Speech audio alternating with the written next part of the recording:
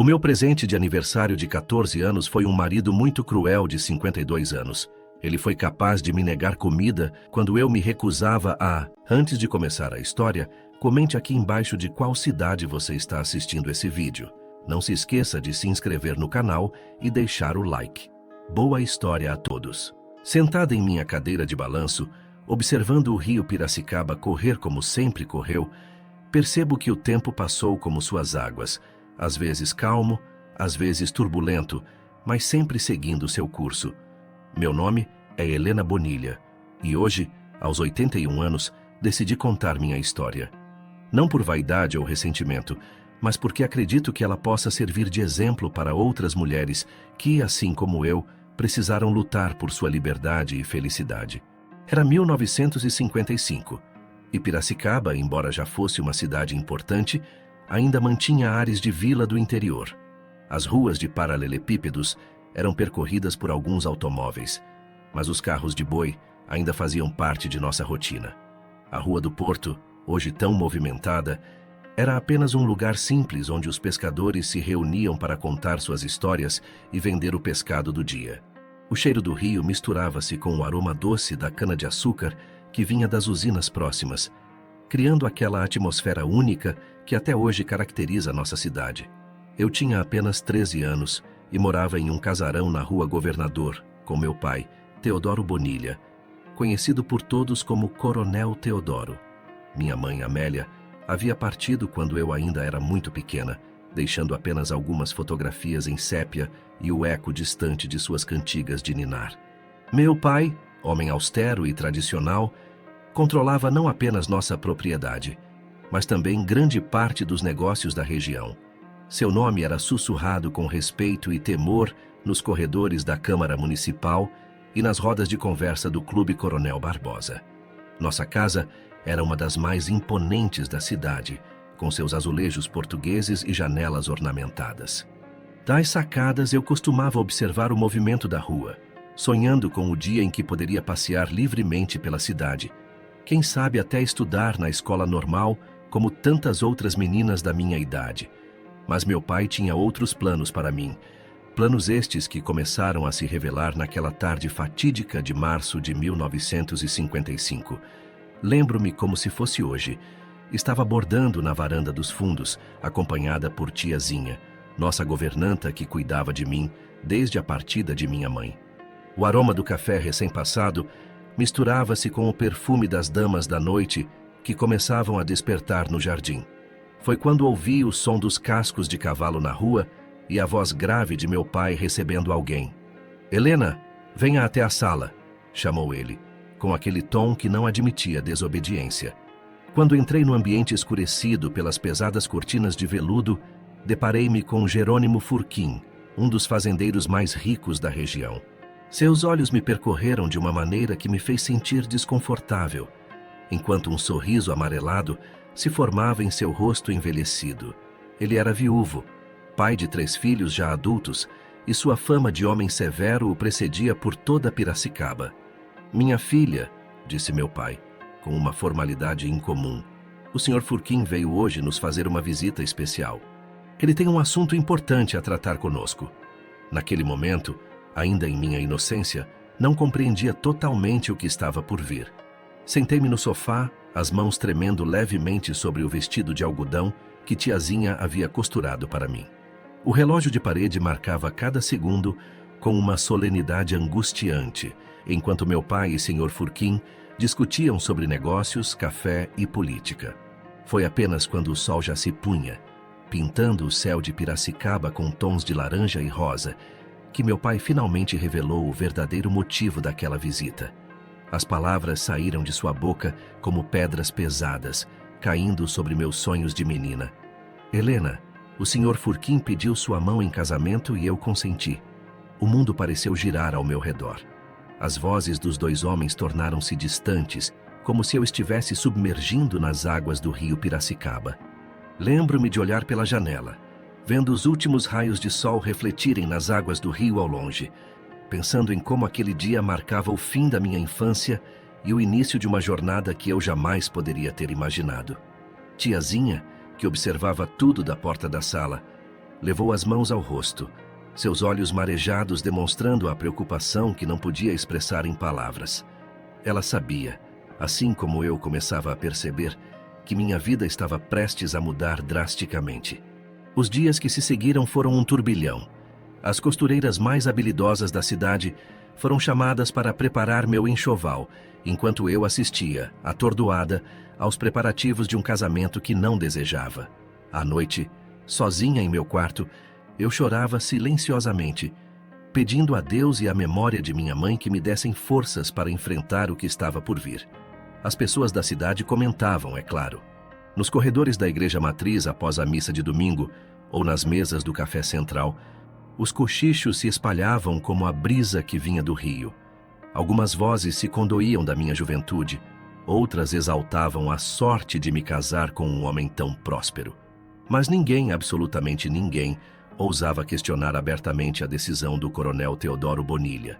O dia do meu casamento amanheceu com aquela névoa típica que cobria Piracicaba nos meses de inverno. Era junho de 1955, e o ar frio parecia combinar com o gelo que se formava em meu coração. Tiazinha me ajudou a vestir o elaborado vestido de noiva, suas mãos trêmulas ajustando cada detalhe enquanto lágrimas silenciosas corriam por seu rosto enrugado. "Minha menina", ela sussurrou, "que Nossa Senhora da Boa Morte te proteja." A igreja, ironicamente a mesma que levava o nome da santa mencionada por Tiazinha, estava repleta das famílias mais importantes da região.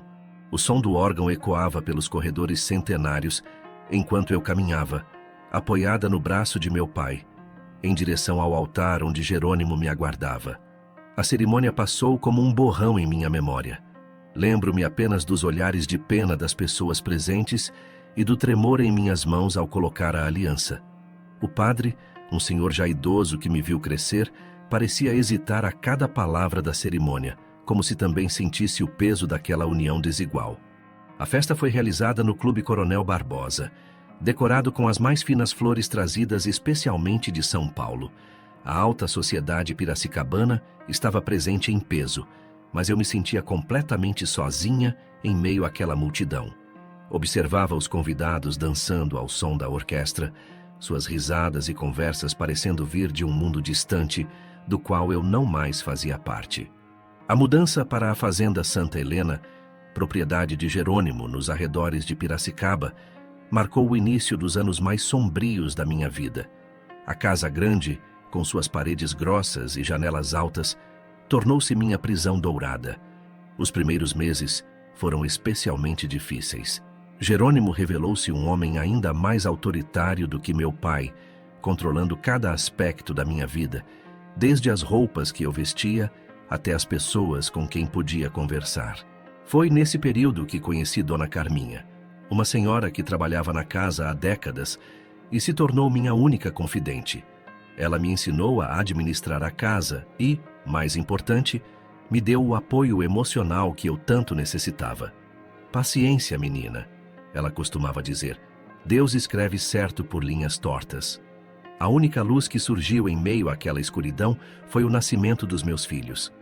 Primeiro veio Maria Augusta, em 1956, trazendo com ela uma alegria que eu não acreditava ser mais possível sentir. 2 anos depois, nasceu Pedro Henrique. Meus filhos se tornaram minha razão de viver, meu consolo nas noites intermináveis e nos dias de solidão. Jerônimo, embora severo comigo, era um pai distante, mas relativamente afetuoso com as crianças. Talvez por já ter 3 filhos do primeiro casamento, todos mais velhos que eu, ele demonstrava certo orgulho dos pequenos, especialmente de Pedro Henrique, que considerava seu herdeiro. Os anos passaram lentamente na Fazenda Santa Helena. Aprendi a encontrar pequenas alegrias nas coisas simples. O sorriso dos meus filhos, o pôr do sol visto da varanda, as conversas com Dona Carminha enquanto preparávamos doces de goiaba. A fazenda, que inicialmente me parecera uma prisão, aos poucos se transformou em um refúgio, onde eu podia, ao menos, estar longe dos olhares curiosos da sociedade piracicabana. Nas raras ocasiões em que íamos à cidade, para missas ou eventos sociais inevitáveis, eu podia sentir os olhares e cochichos me seguindo. As pessoas comentavam sobre minha juventude perdida, sobre como eu havia me tornado uma sombra da menina alegre que fui um dia. Algumas senhoras mais velhas me parabenizavam por ter domado o temperamento difícil de Jerônimo, como se aquilo fosse algum tipo de conquista. Em 1960, quando eu tinha acabado de completar 18 anos, o destino decidiu mudar novamente o curso da minha vida. Era uma tarde quente de dezembro, e Jerônimo havia saído para supervisionar a colheita de cana. Eu estava na cozinha com Dona Carminha, preparando pessegada, quando um dos trabalhadores chegou correndo, aflito. Jerônimo havia passado mal no canavial. As horas que se seguiram foram caóticas. O médico foi chamado às pressas da cidade, mas quando chegou já não havia mais o que fazer. O coração de Jerônimo, que tanto atormentara minha juventude, havia decidido parar de bater. A notícia se espalhou rapidamente por Piracicaba. Logo, a casa encheu-se de pessoas, parentes, amigos, conhecidos e curiosos. Entre eles estavam os 3 filhos do primeiro casamento de Jerônimo, Augusto, Roberto e Clara. Seus olhares duros e acusadores me seguiam por todos os cantos, como se eu fosse culpada por algo. Foi durante o velório, realizado na própria fazenda conforme o costume, que ouvi pela primeira vez os sussurros sobre a herança. As pessoas especulavam sobre o destino das propriedades de Jerônimo, sobre meus direitos como viúva e sobre os interesses dos filhos mais velhos. Eu, com apenas 18 anos, 2 filhos pequenos para criar e nenhuma experiência em negócios, começava a perceber que minha luta estava apenas começando. Os dias que se seguiram foram um verdadeiro turbilhão. Enquanto ainda tentava processar tudo o que havia acontecido, vi-me mergulhada em um mundo de documentos, reuniões e decisões que jamais imaginei ter que enfrentar. O testamento de Jerônimo foi aberto uma semana depois, no cartório da Rua Moraes Barros, revelando que ele havia me deixado como herdeira de parte considerável de seus bens, incluindo a fazenda Santa Helena. A leitura do testamento foi como jogar lenha em uma fogueira já acesa. Os filhos mais velhos de Jerônimo, liderados por Augusto, o primogênito, imediatamente contestaram o documento. Eles alegavam que eu, sendo tão jovem e tendo sido casada por tão pouco tempo, não tinha direito a uma parcela tão significativa da herança. Foi nesse momento que Dona Carminha, mais uma vez, provou ser um anjo em minha vida. Ela me apresentou a seu sobrinho, Miguel Santos, um jovem advogado que havia recentemente retornado a Piracicaba após concluir seus estudos na capital. Ele é diferente dos outros advogados da cidade, ela me disse. Tem um coração bom e um forte senso de justiça. Lembro-me perfeitamente do dia em que Miguel veio à fazenda pela primeira vez. Era uma manhã de fevereiro de 1961, e o calor típico do verão piracicabano fazia as cigarras cantarem sem parar. Ele chegou pontualmente às 9 horas, vestindo um terno bem cortado, mas simples, carregando uma pasta de couro gasta pelo uso. Seus olhos verdes transmitiam uma segurança que me fez sentir pela primeira vez em muito tempo que eu não estava sozinha.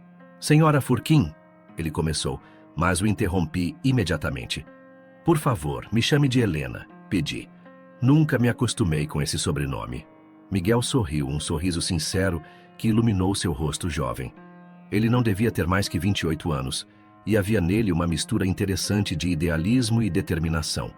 Durante toda aquela manhã, ele ouviu atentamente minha história, fazendo anotações ocasionais em seu caderno e, mais importante, demonstrando uma compreensão genuína da minha situação. O que eles estão tentando fazer é ilegal, explicou ele, após examinar todos os documentos.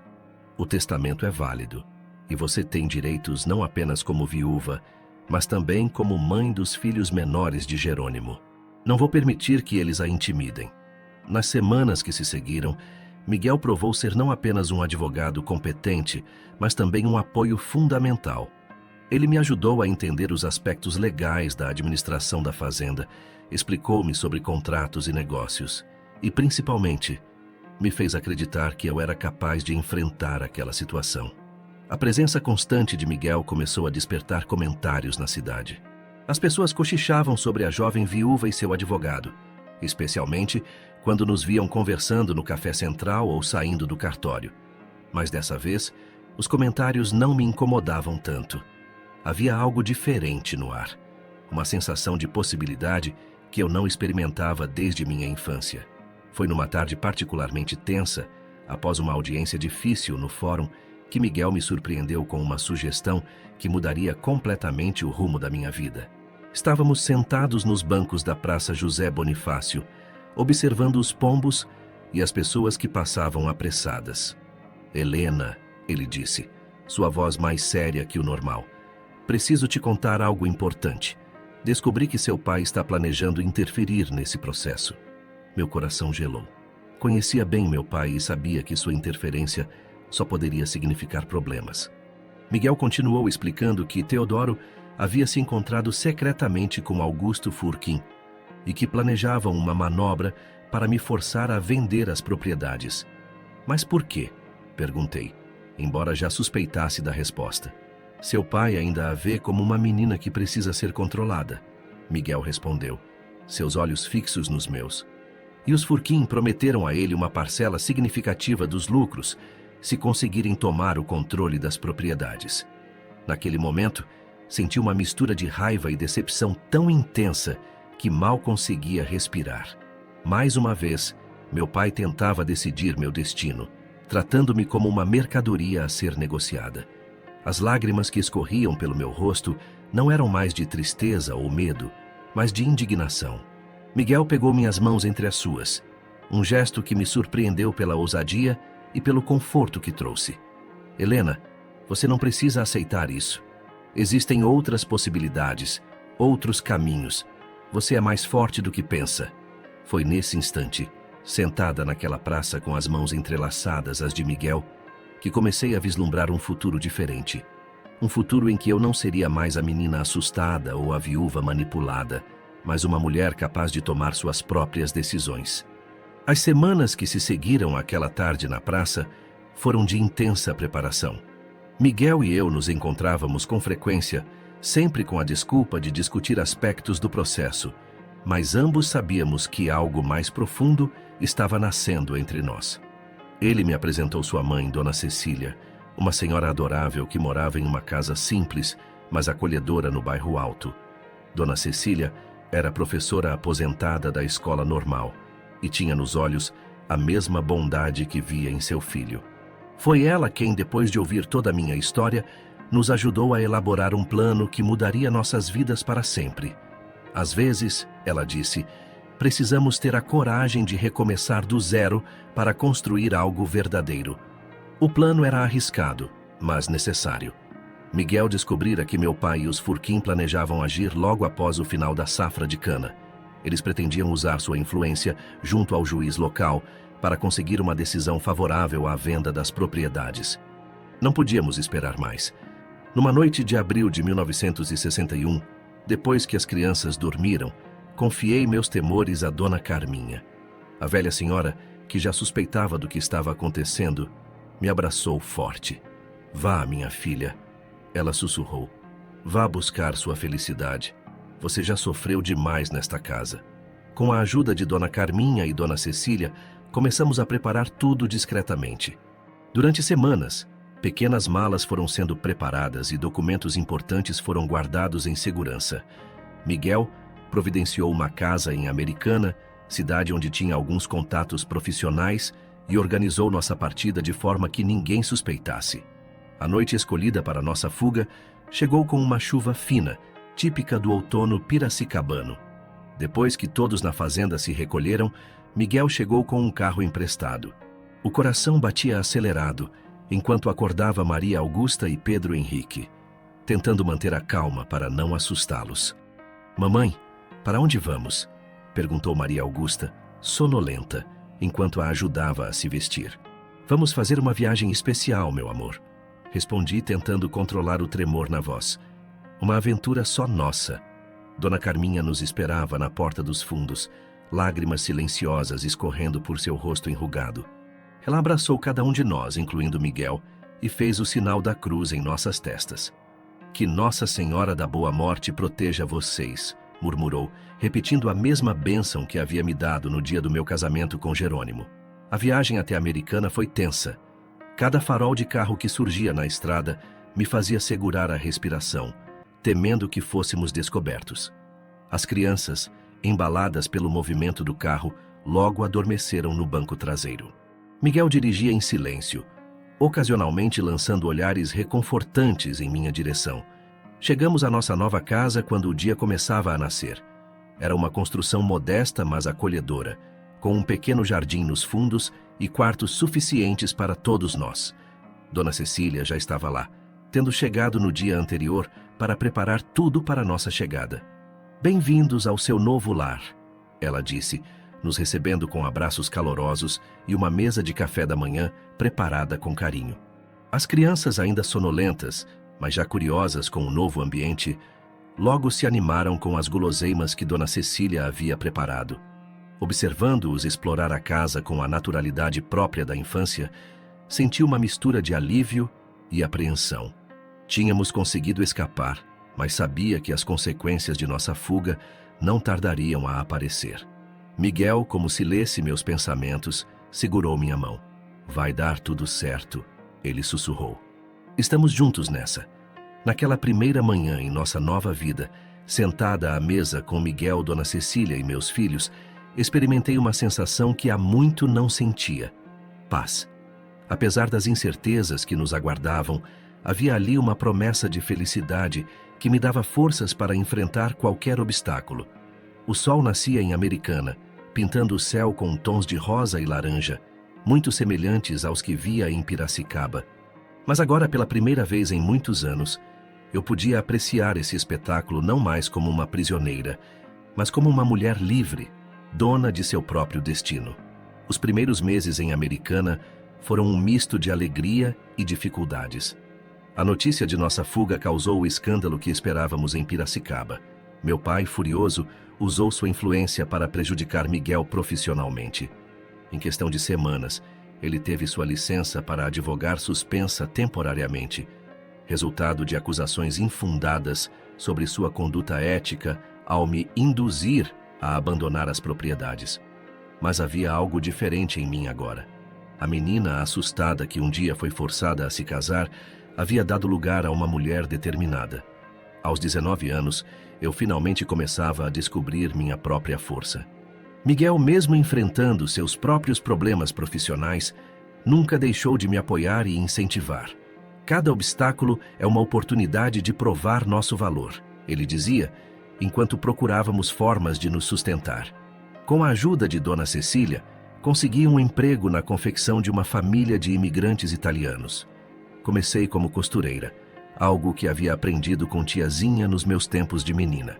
As longas horas debruçadas sobre a máquina de costura eram cansativas, mas havia uma satisfação especial em ganhar meu próprio dinheiro pela primeira vez na vida. Miguel, impossibilitado temporariamente de advogar, começou a dar aulas particulares de português e matemática para os filhos dos funcionários das fábricas têxteis. Sua formação sólida e jeito paciente com as crianças logo o tornaram um professor requisitado na cidade. As crianças, surpreendentemente, adaptaram-se bem à nova realidade. Maria Augusta, com seus 5 anos, logo fez amizades na escola municipal, onde Dona Cecília havia conseguido uma vaga para ela. Pedro Henrique, ainda pequeno com seus 3 anos, passou a frequentar a creche mantida pelas freiras, onde era adorado por todas as irmãs por seu jeito doce e tranquilo. Nossa casa, embora simples, aos poucos, foi se transformando em um verdadeiro lar. O pequeno jardim dos fundos, que inicialmente estava abandonado, ganhou vida com as mudas de flores e ervas que Dona Cecília trouxe de Piracicaba. Nas tardes de domingo, quando não estava trabalhando, eu me dedicava a cuidar daquele pedacinho de terra, encontrando nas plantas a mesma persistência que precisávamos ter para sobreviver. Foi durante um desses domingos no jardim que Miguel me pediu em casamento. Não foi nada grandioso ou planejado. Estávamos apenas sentados no banco que ele mesmo havia construído, observando as crianças brincarem com um cachorrinho que havíamos adotado da rua. "Helena", ele disse, pegando minha mão calejada pelo trabalho, "sei que não posso te oferecer uma vida de luxo como a que você tinha antes, mas quero construir uma família verdadeira com você e as crianças. Quer se casar comigo?" As lágrimas que rolaram pelo meu rosto naquele momento eram diferentes de todas as outras que já havia derramado. Eram lágrimas de felicidade pura de quem finalmente encontra seu lugar no mundo. Sim, respondi, enquanto as crianças corriam para nos abraçar, como se entendessem a importância daquele momento. Nosso casamento foi uma cerimônia simples, na Igreja Matriz de Santo Antônio, em Americana. Dona Cecília organizou uma pequena celebração no quintal de nossa casa, com a ajuda dos vizinhos que, aos poucos, haviam se tornado nossa nova família. O bolo foi feito pela Dona Angelina, nossa vizinha italiana, e a decoração ficou por conta das senhoras da igreja que haviam me acolhido no grupo de orações. No entanto, nem tudo eram flores. De tempos em tempos, chegavam notícias de Piracicaba que me deixavam inquieta. Os Furquim continuavam sua batalha judicial, agora alegando abandono de propriedade. Meu pai, segundo soubemos por Dona Carminha, que mantinha contato discreto conosco, havia prometido que me traria de volta a razão, como ele dizia.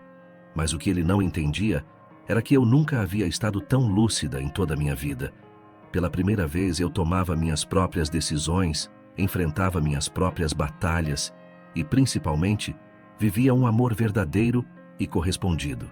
As noites em nossa pequena casa eram preenchidas com as risadas das crianças, que agora chamavam Miguel de pai, com as histórias que ele lia para eles antes de dormir e com nossos sonhos compartilhados de um futuro melhor. Não tínhamos muito em termos materiais, mas éramos ricos em amor e esperança.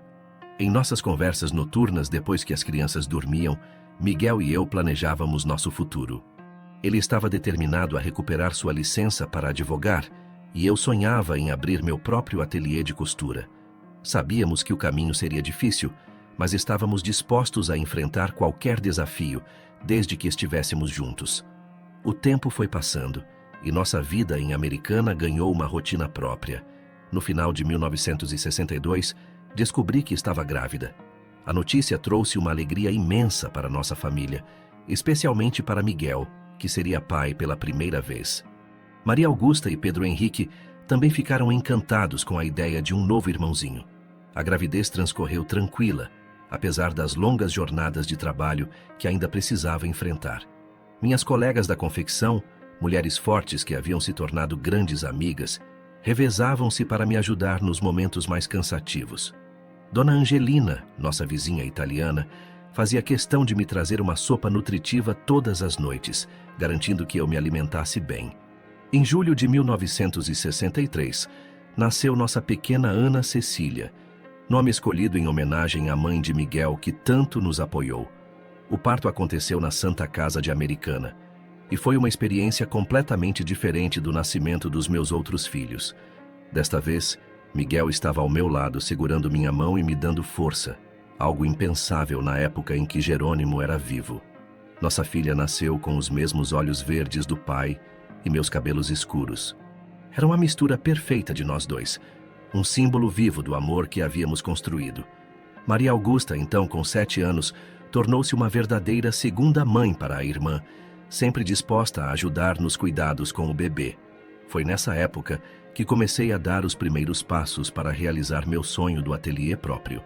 Com as economias que havia guardado do trabalho na confecção e um pequeno empréstimo conseguido através de conhecidos, aluguei uma sala modesta no centro de Americana. Miguel me ajudou a reformar o espaço nas horas vagas, pintando paredes e consertando o que era preciso. O ateliê Helena abriu suas portas em janeiro de 1964. Comecei apenas com 2 máquinas de costura e muito sonho. As primeiras clientes vieram através das indicações das senhoras da igreja e das minhas antigas colegas da confecção. Aos poucos, meu trabalho foi ganhando reconhecimento na cidade. Enquanto isso, Miguel continuava sua luta para recuperar o direito de advogar. Com a ajuda de alguns amigos que havia feito em São Paulo durante seus tempos de faculdade, conseguiu reunir provas que demonstravam a falsidade das acusações feitas contra ele. O processo de revisão era lento, mas começávamos a ver uma luz no fim do túnel. Nossa vida familiar se fortalecia a cada dia. As noites eram preenchidas com jantares simples mas alegres, onde cada um contava como havia sido seu dia. Pedro Henrique, agora com 5 anos, fascinava-se com as histórias que Miguel contava sobre direito e justiça. Maria Augusta, já demonstrava um talento especial para o desenho, frequentemente criando modelos de vestidos que eu prometia um dia costurar para ela. Foi durante esse período que recebi a primeira carta de tiazinha. Ela havia conseguido nosso endereço através de Dona Carminha e, contrariando as ordens expressas de meu pai, decidiu manter contato conosco.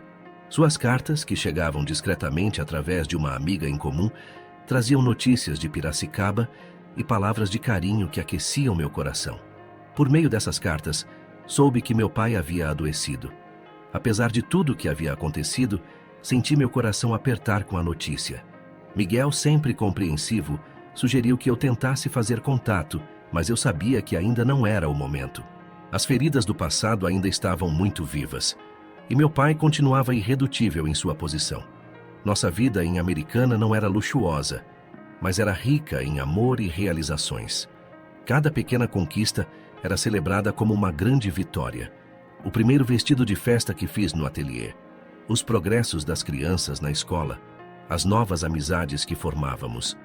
Dona Cecília, que havia se mudado definitivamente para perto de nós, era uma presença constante e amorosa, sempre pronta para ajudar com as crianças ou compartilhar sua sabedoria de vida. Em meio a essa rotina de trabalho e amor, descobri uma força que nem sabia que possuía. A jovem assustada que havia fugido de Piracicaba 3 anos antes agora era uma mulher independente, uma mãe presente e uma empresária em crescimento. Miguel, com seu amor incondicional e apoio constante, foi fundamental nessa transformação. O ano de 1965 trouxe mudanças significativas para nossa família. Após uma longa batalha judicial, Miguel finalmente conseguiu recuperar sua licença para advogar. A felicidade que vi em seus olhos quando ele recebeu a notícia é algo que nunca vou esquecer. Era como se um peso enorme tivesse sido tirado de seus ombros. Agora posso voltar a fazer o que amo, ele disse, abraçando-me com lágrimas nos olhos. E desta vez, vou usar meu trabalho para ajudar pessoas que realmente precisam. Miguel decidiu abrir seu próprio escritório em Americana, focando em causas trabalhistas. A cidade, que crescia rapidamente com suas indústrias têxteis, tinha uma grande população de operários que frequentemente precisava de assistência legal. Ele alugou uma sala modesta no mesmo prédio onde ficava meu ateliê, e assim começamos uma nova fase de nossas vidas. O ateliê também prosperava. Minha clientela havia crescido consideravelmente, e agora eu tinha 3 costureiras trabalhando comigo. Entre elas estava Dona Jurema, uma senhora que havia trabalhado por anos nas principais confecções da cidade e que se tornou minha mão direita. Ela me ensinou segredos da costura que nem imaginava existirem, e mais que isso, tornou-se uma grande amiga. As crianças cresciam saudáveis e felizes. Maria Augusta, agora com 9 anos, já demonstrava um talento especial para os estudos, sempre trazendo notas exemplares da escola. Pedro Henrique, com seus 7 anos, havia herdado a personalidade carismática do pai e era adorado por todos os professores. A pequena Ana Cecília, com seus 2 anos, encantava a todos com sua risada gostosa e jeito esperto. Foi nesse período que recebemos uma carta inesperada de Dona Carminha.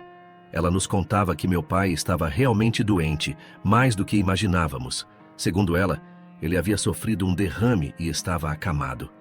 A notícia me atingiu como um soco no estômago. Apesar de tudo o que havia acontecido, ele ainda era meu pai.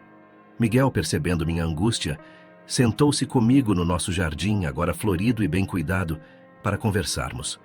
As crianças brincavam dentro de casa sob os cuidados de Dona Cecília, e o sol de fim de tarde pintava o céu com tons de rosa e laranja.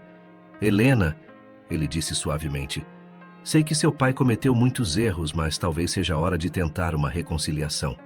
Não por ele, mas por você mesma. Passei noites em claro pensando sobre isso. As lembranças do passado ainda doíam, mas algo dentro de mim dizia que era hora de enfrentar esses fantasmas. Depois de muito refletir, decidi escrever uma carta para meu pai. A resposta veio através de tiazinha, que havia permanecido na casa mesmo após minha partida. A carta, escrita com letra tremida, me surpreendeu. Meu pai pedia para me ver, dizia estar arrependido e querer conhecer sua neta mais nova. Confesso que chorei ao ler suas palavras. sentindo uma mistura de emoções que nem sabia explicar. Miguel e eu decidimos fazer uma visita a Piracicaba. Era arriscado, considerando que os Furquim ainda mantinham suas pretensões sobre a herança de Jerônimo, mas sentíamos que era o momento certo. Organizamos tudo com discrição, com a ajuda de tiazinha e dona Carminha. A volta a Piracicaba, depois de 4 anos, foi uma experiência surreal. A cidade havia mudado em alguns aspectos, mas o cheiro do rio e o som das cigarras continuavam os mesmos. Passar pela Rua do Porto, ver o engenho central ao longe, tudo trazia um turbilhão de memórias. Quando chegamos à casa de meu pai, meu coração batia tão forte que achei que fosse sair pela boca. Tiazinha nos recebeu na porta, seus olhos marejados de emoção. Ela nos conduziu até o quarto onde meu pai estava. Vê-lo ali deitado naquela cama, tão diferente do homem autoritário que eu conhecia, mexeu profundamente comigo. Seus cabelos haviam embranquecido completamente e seu rosto mostrava os sinais da doença. Quando seus olhos encontraram os meus, vi algo que nunca havia visto antes: vulnerabilidade. Minha filha, ele disse com voz fraca, estendendo a mão em minha direção. Me perdoe. Aquele momento mudou algo fundamental em nossa relação. Não apagou o passado, nem justificou suas ações, mas abriu uma porta para a cura de feridas antigas. As crianças, que inicialmente estavam tímidas, logo se aproximaram do avô, trazendo uma alegria que há muito tempo não se via naquela casa. Durante nossa visita, que durou 2 dias, pude perceber que meu pai realmente havia mudado. A doença o havia feito refletir sobre suas ações, sobre o modo como havia conduzido sua vida e tratado as pessoas que amava. Era um homem diferente agora, mais humilde, mais humano. Nossa visita a Piracicaba teve consequências que não poderíamos prever. Meu pai, movido pelo arrependimento e talvez pela proximidade do fim, decidiu tomar providências para corrigir os erros do passado. Sem que soubéssemos, ele havia começado a agir nos bastidores para resolver a questão da herança de Jerônimo. Durante os meses que se seguiram, mantivemos contato através de cartas e visitas ocasionais. Vi meu pai se esforçar para construir uma relação com seus netos, especialmente com Ana Cecília, que o encantava com sua vivacidade. Em uma dessas visitas, ele me chamou para uma conversa particular em seu escritório.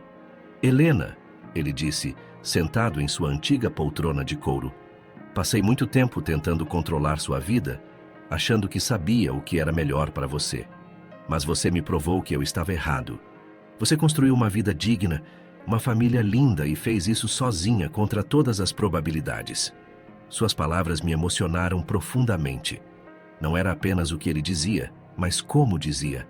Havia um respeito genuíno em sua voz que nunca havia percebido antes. Foi então que ele me revelou o que havia feito. Tinha usado sua influência para intermediar um acordo com os Furquim.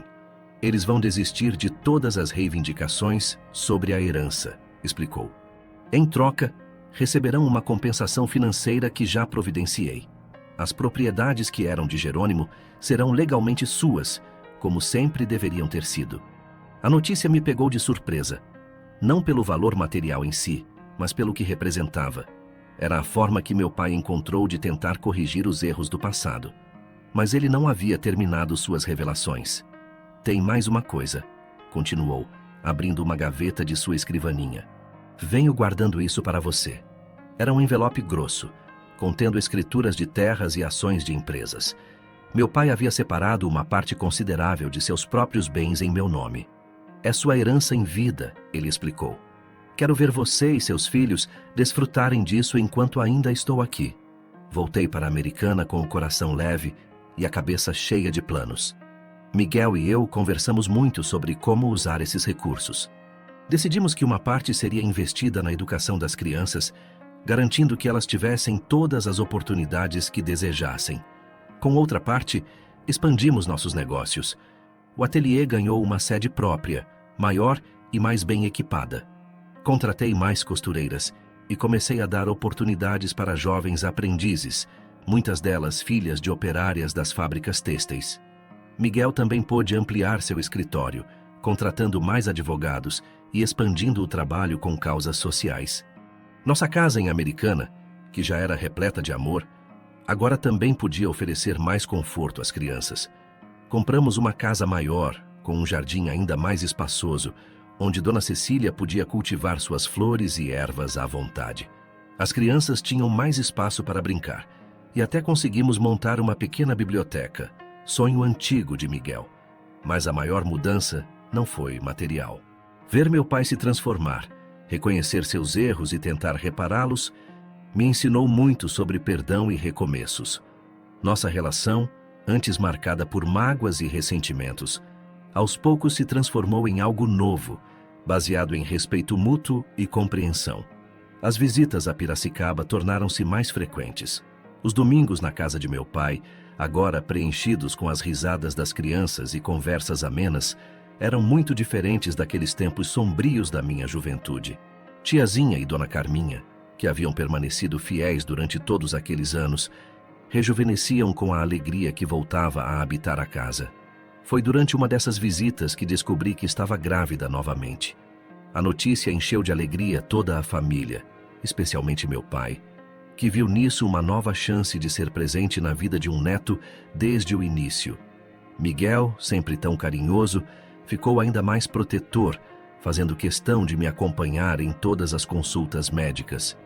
Em 1966, nasceu nosso pequeno Teodoro, nome escolhido em homenagem a meu pai. Ver meu pai segurando seu neto no colo, com lágrimas nos olhos, foi um dos momentos mais emocionantes da minha vida. Era como se um ciclo se fechasse e outro, mais luminoso, se iniciasse. Os anos que se seguiram foram de grande prosperidade para nossa família. Com o nascimento de Teodoro, nossa família estava completa.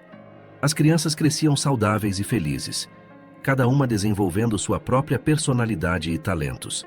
Maria Augusta, agora adolescente, revelava-se cada vez mais uma jovem brilhante. Em 1970, aos 14 anos, ela foi selecionada para representar sua escola em um concurso estadual de redação em São Paulo. Seu texto, que falava sobre a importância da educação na vida das mulheres, conquistou o primeiro lugar.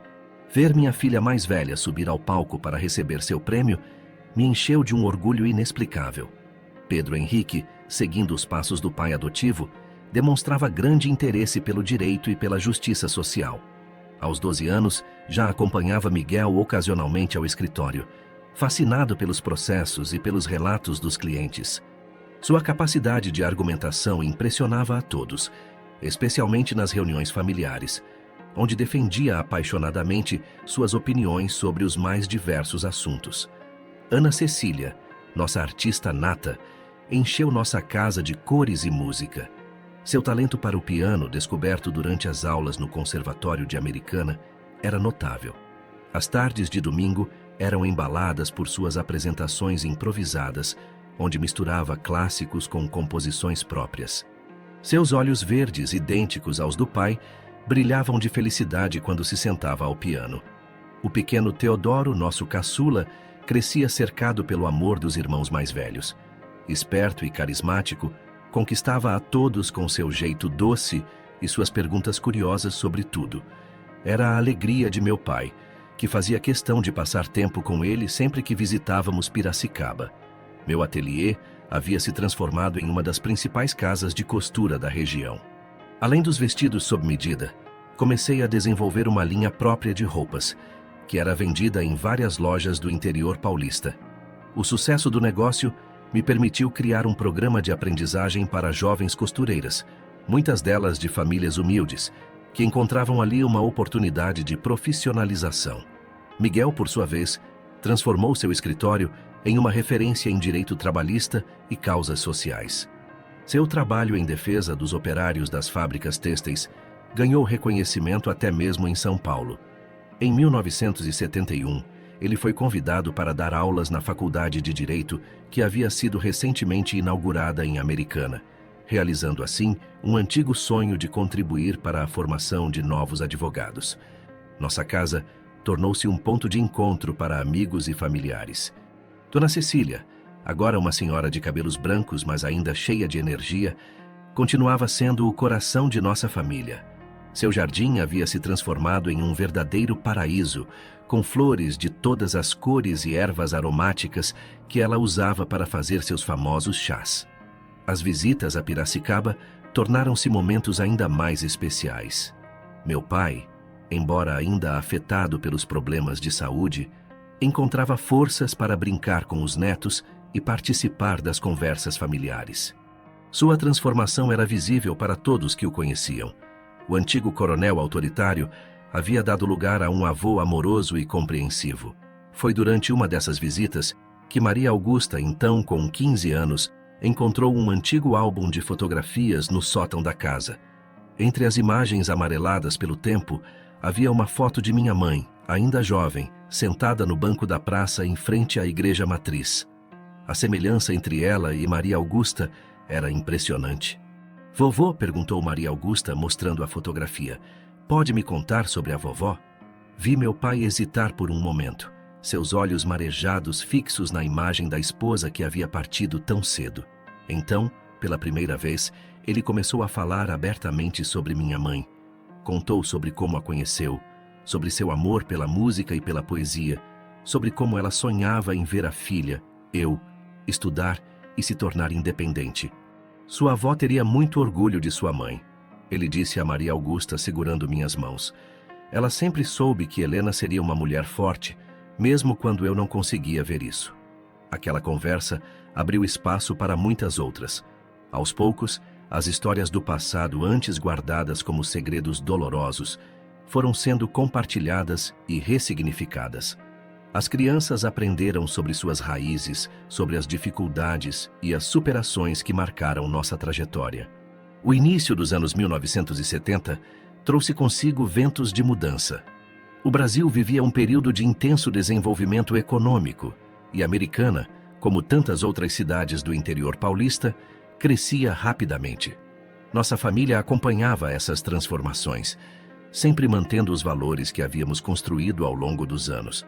Em 1972, tomamos uma decisão importante: usar parte de nossos recursos para criar uma fundação beneficente. A ideia surgiu durante um jantar em família, quando discutíamos sobre como poderíamos retribuir todas as bênçãos que havíamos recebido. Maria Augusta, então com 16 anos, foi quem deu a sugestão inicial. Por que não criamos um lugar para ajudar outras mulheres que passam por dificuldades, como a mamãe passou? Ela propôs, seus olhos brilhando com o entusiasmo típico da juventude. A sugestão encontrou eco imediato em nossos corações. Miguel, com sua experiência jurídica, cuidou de toda a documentação necessária. Eu contribuí com minha experiência no ramo têxtil, e assim nasceu a Fundação Nova Aurora, um centro de capacitação profissional voltado especialmente para mulheres em situação de vulnerabilidade. A fundação funcionava em um casarão antigo que compramos e reformamos no centro de Americana. Ali, oferecíamos cursos de costura, artesanato e também aulas de alfabetização e capacitação profissional. Dona Jurema, que já havia se aposentado do ateliê, tornou-se uma das principais professoras, compartilhando não apenas seus conhecimentos técnicos, mas também sua sabedoria de vida. Ver outras mulheres conquistando sua independência através do trabalho me fazia reviver minha própria história. Cada formatura na fundação era uma celebração especial, onde víamos nos olhos das formandas o mesmo brilho de esperança que um dia descobri em mim mesma. Em casa, nossas crianças continuavam surpreendendo-nos com suas conquistas. Maria Augusta, após se destacar nos estudos, foi aprovada para cursar Direito na USP, seguindo os passos de Miguel. Pedro Henrique, agora com 15 anos, revelava-se um líder nato no grêmio estudantil de sua escola. Ana Cecília encantava a todos com seus recitais de piano, e o pequeno Teodoro, aos 6 anos, já demonstrava uma sensibilidade especial para as artes.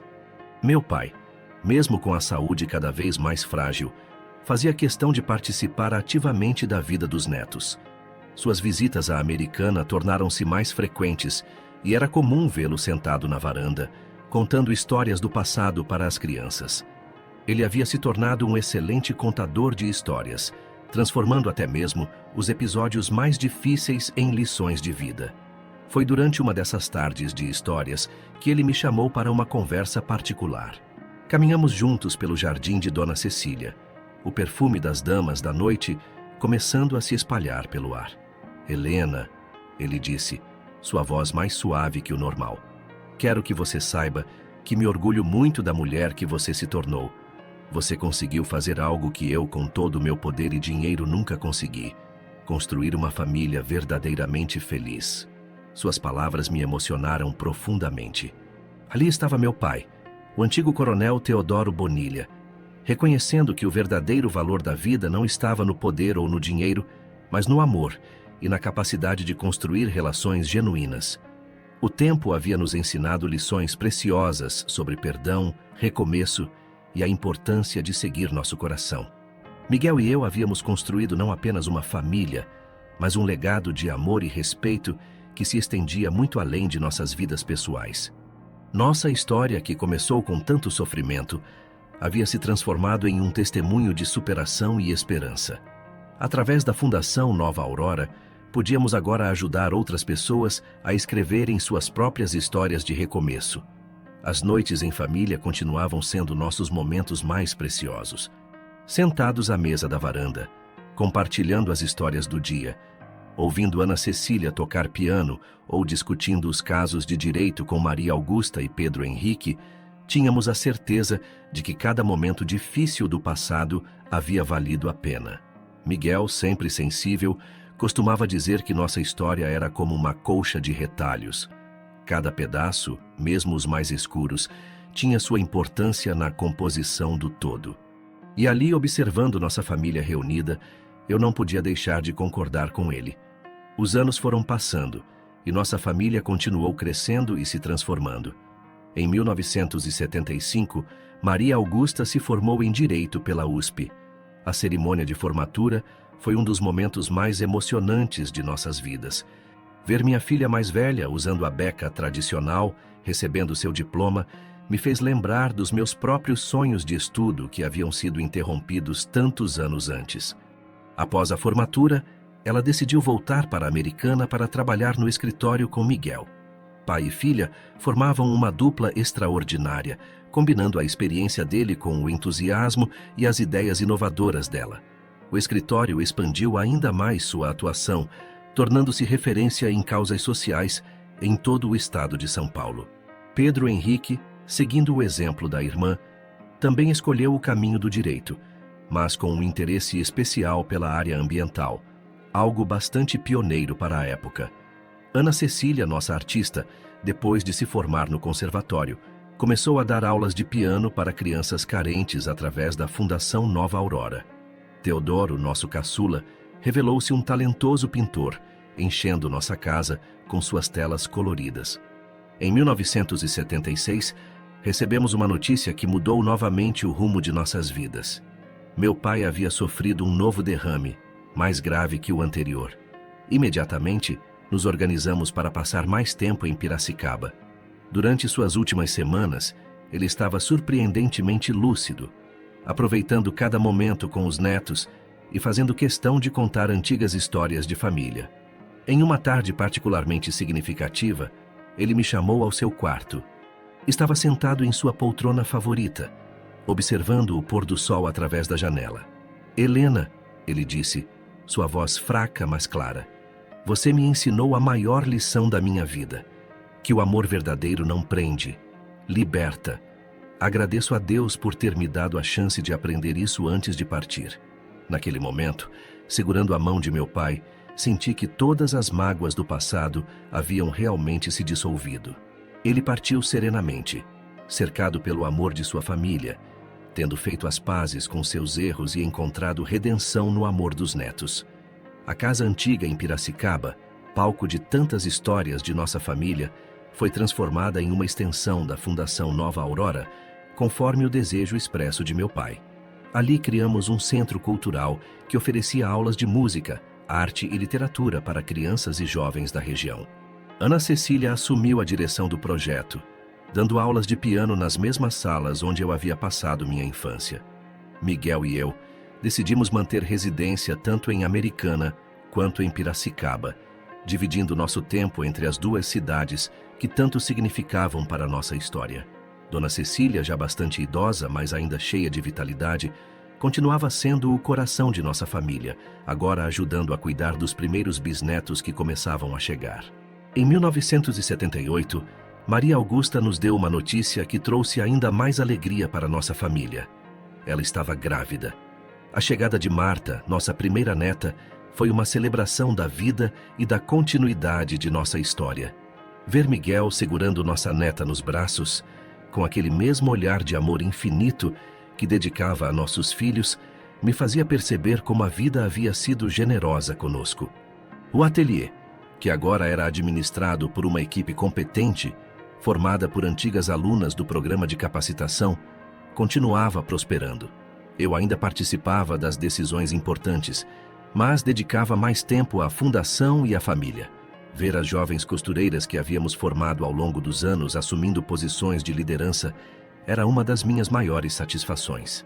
As histórias de sucesso que saíam da Fundação Nova Aurora enchiam nossos corações de alegria. Mulheres que chegavam tímidas e inseguras se transformavam em profissionais competentes e independentes. Algumas abriam seus próprios negócios, outras voltavam a estudar, todas encontrando seu próprio caminho para a felicidade. Pedro Henrique, que havia se especializado em direito ambiental, começou a trabalhar em projetos de preservação do rio Piracicaba, unindo sua paixão pela justiça à preocupação com o meio ambiente. Seu trabalho pioneiro ajudou a criar importantes políticas de proteção ambiental na região. Agora, sentada em minha cadeira de balanço, observando o movimento do rio Piracicaba através da janela, percebo como a vida é surpreendente em seus caminhos. Aos 81 anos, posso olhar para trás e ver como cada momento, mesmo os mais difíceis, contribuiu para tecer a tapeçaria rica e complexa que é nossa história familiar. Miguel, meu companheiro de todas as horas, continua ao meu lado.